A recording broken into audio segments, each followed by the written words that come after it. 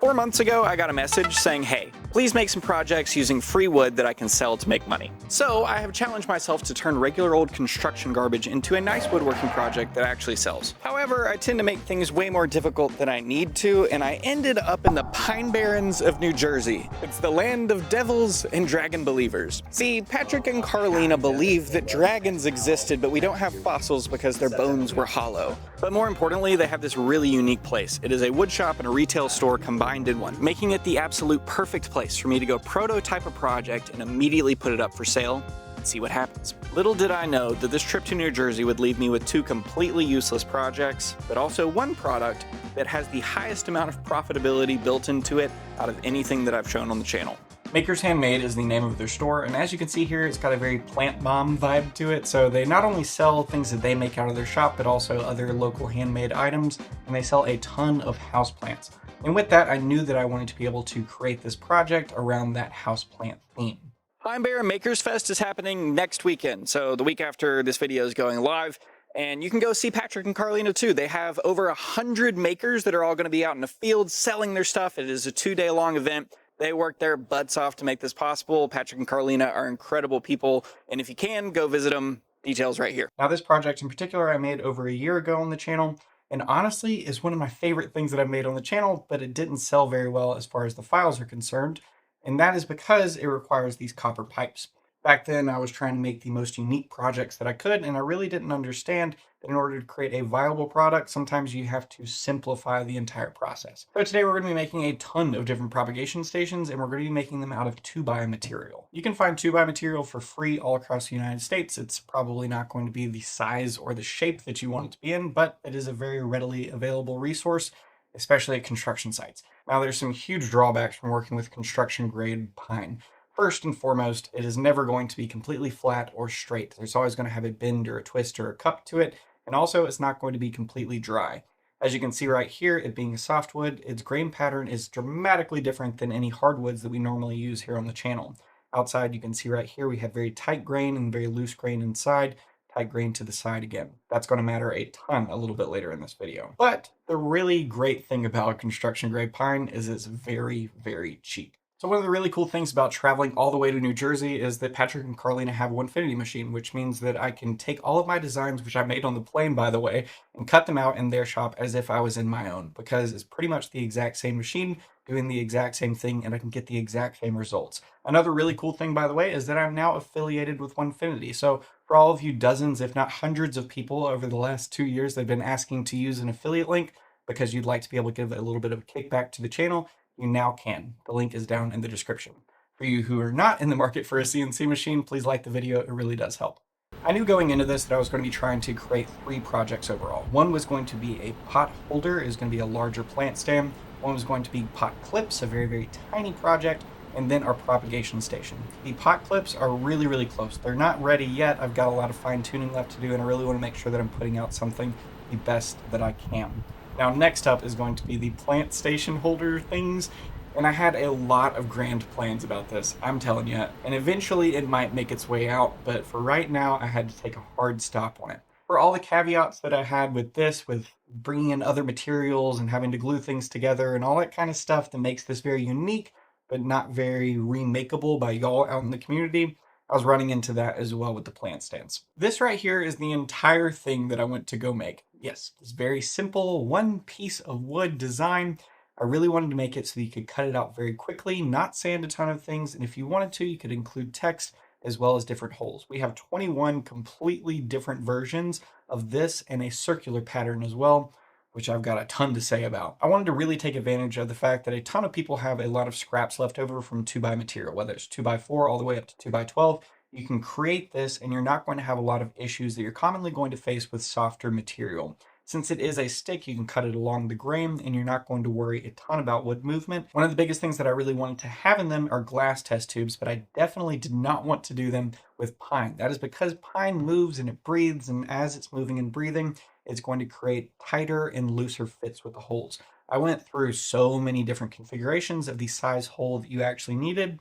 And with this plastic piece, it's a little bit tapered at the bottom, which means that we were able to get the nice snug fit that we're looking for without having to create a bunch of different holes depending on the test tubes that you're using. Each of these test tubes are 30 cents if you're getting the more expensive package, which I will have linked down below, but also the wood itself. This is less than 22 cents worth of wood.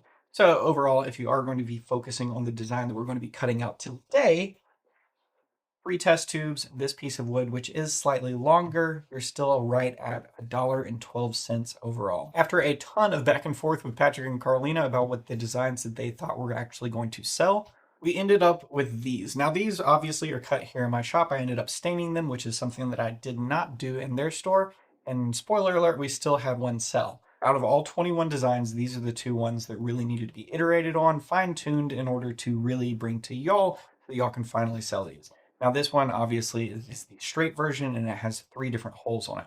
One of the big things that Patrick and Carlina both were saying was that the hole spacing was way too close on the earlier versions, meaning that it really wasn't showing off the propagation the best that it could, and it felt a little bit too crowded. So we spaced out the holes a little bit and we ended up with this piece. It is 18 inches long and is going to fit on the majority of windowsills out there without being too big or too small. Now next up, the more interesting version and the more frustrating version that we cut out is just this regular circle. Now you can see that we only have 2 of these test tubes on here, and that is because the more holes that you put around here, the more area that you're covering in your piece of wood. What that actually means is if you cut a hole right here as the wood is breathing, moving back and forth, it's not going to pinch the test tube because it's not really moving a ton. On the outside, as the grain pattern is a little bit more tight, that is going to move a lot more. And as you're cutting out holes, it might fit right when you're done cutting, but 2 hours later, it might not fit. Now, the really cool thing about this in particular is it's meant to hold this little 4-inch pot. So if you have different size pots, it fits. Some of them a little bit more snug than others, but all 4-inch size pots are going to fit. The nice part is you can also take these, which is this tiny little dish meant for these pots, and you can set it down inside. So if you are going to be having a plant in here and watering it, you're not really worried about water going all over wherever this is sitting on top of. Also, if you don't want to have a plant in it at all, you can just have this as a ring dish and show off the nice little terracotta pot inside and also your propagations on the side too. It says rooting for you twice on the top and the bottom, so no matter how you display it, you can still read that it says rooting for you. Now, all of these files, like I said, are going to be available in SVG, all 21 of them, but this file in particular is going to be available in SVG, DXF, Carveco, and Vectric files so that you can immediately cut this out if you have some scraps laying around. These are meant to be optimized for 2x8 material in specific, but if you do have 2x10 material, 2x12, you can still get really great results with this. The one thing that you do want to make sure is that you're lining up your grain correctly. So if you're cutting out this way, it's not going to work. You really want to make sure that the holes are spaced up in the center of your material so that it doesn't have a lot of chance to move around. Now these, you definitely don't have to pay attention to the grain location as much. You definitely want to make sure that it's not running across the grain. You want to make sure it's running with the grain. Now, the really fun part about this entire experiment was to be able to leave it in their store and say, hey, call me if and when it sells, price it however you feel like it should be priced, let me know what happens. The weeks went by, I didn't hear anything, and I just kind of let it lie. But the really cool thing is I was cutting out these for this specific video. Carlina called me and told me that she had forgotten completely to let me know that the item had sold. Not this size, actually considerably smaller. This piece in particular took less than 3 minutes to cut out. So if we follow our dollar a minute guide and we look at that and say that it took $3 for us to cut this out, and then we look at our material cost between the test tubes and the wood itself, we'll say that we're at $1.25. We are at less than $5. Now, what do you actually think that it sold for? Because when they told me what they were going to price it for, I really didn't think that it was going to sell at all. Personally, I would have said that this is a $15 to $20 project, but I'm here to tell you, somebody the other day walked into their store, they saw it on the shelf, picked it up, purchased it for $28. Yeah, that's right, $28 for something that we have $5 into, making it one of the most profitable items that I've ever shown on the channel, and something that I think is going to be a very long-term seller. Anybody out there with a CNC machine can cut this out. It's an extremely simple project and something that no matter the size of your machine, you can get the most out of. Sure, I've got a lot to say about pine. It's not my favorite material by any means, but it is very cheap and it is readily available, making it so that anybody can go out, purchase the material, and have really great results.